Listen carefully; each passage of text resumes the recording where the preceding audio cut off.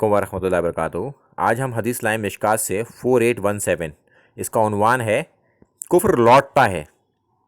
اللہ کے رسول صلی اللہ علیہ وسلم نے فرمایا، جس شخص نے کسی شخص کو کافر کہا یا پکارا،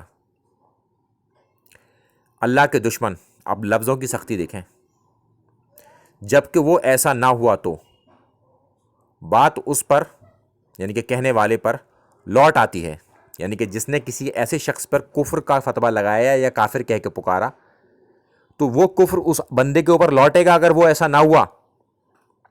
اور آج آپ دیکھیے عام مسلمان ایک دوسرے مسلمان کو کافر کہہ کے پکارتا ہے، کفر کے فتوے لگاتے ہیں ایک دوسرے کے اوپر، ایک فرقہ دوسرے فرقے کو مانتا ہی نہیں ہے اور یہ ثابت کرنے پہ لگا رہتا ہے کہ یہ کافر ہیں۔ اوپری دل سے، زبان سے، مجلسوں میں تو کہہ دیں گے، مگر یہ لکھ کے نہیں دیں گے کبھی کہ وہ لوگ بھی جنت میں چلے جائیں گے، وہ لوگ کافر نہیں ہیں، وہ بھی مسلمان ہی ہیں۔